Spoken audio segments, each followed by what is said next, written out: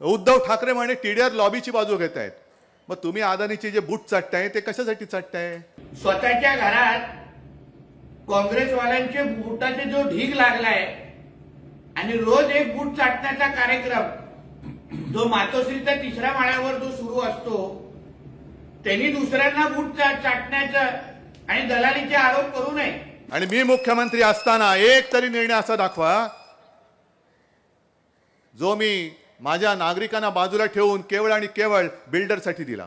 तुझं महाविकास आघाडीचं सरकार असताना तू कुठून कुठून कशी कशी दलाली घ्यायचास ह्याची अगर यादी आम्ही काढली ना, तर धारावीमध्ये बनत असलेल्या चपलांनी तुला चपलेचा हार घालून तुला धारावीमध्ये तुझं ढिंड काढतील. हिंदुहृदय सम्राट बाळासाहेब ठाकरेंनी पूर्ण आपल्या कारकिर्दीमध्ये केला.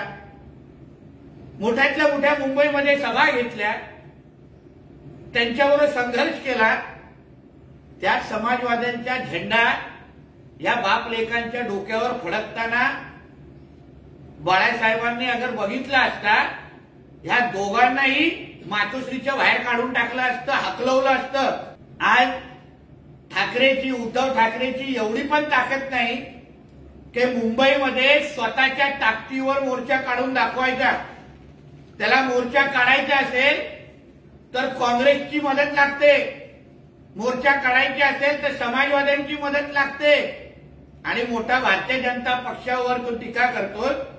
कोरोना काळामध्ये ज्या अदानीजींचं तुम्ही टीका करतायत त्यांच्यावर, तुझाच मुलगा, तुझेच खासदार कोरोना काळामध्ये जे धान्य वाटायचे ते ह्या अदानी समूहाकडून घेऊन तुम्ही वाटायचे. कारण का त्या पॅकेटवर तुझ्या खासदाराबरोबर अदानींचं पण नाव असायचं.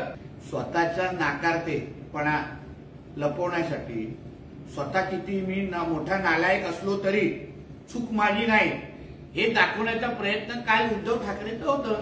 म्हणजे मुख्यमंत्री असताना जेवढा वेळ पाटणकरांना दिलं तेवढाच वेळ अगर आपल्या आमदारांना दिलं असतं, खासदारांना दिलं असतं, शिवसैनिकांना दिलं असतं ना, तर आज यांचं सरकार पडलं नसतं. म्हणून स्वतःचा नालायकपणा, स्वतःचा नाकारतेपणा कोणाच्या दुसऱ्यावर टाकू नये. आई, कणीदार तूप म्हणजे काय ग? कणीदार तूप म्हणजे रवाळ, अगदी घरच्या तुपासारखं. कणीदार गोकुळ तूप.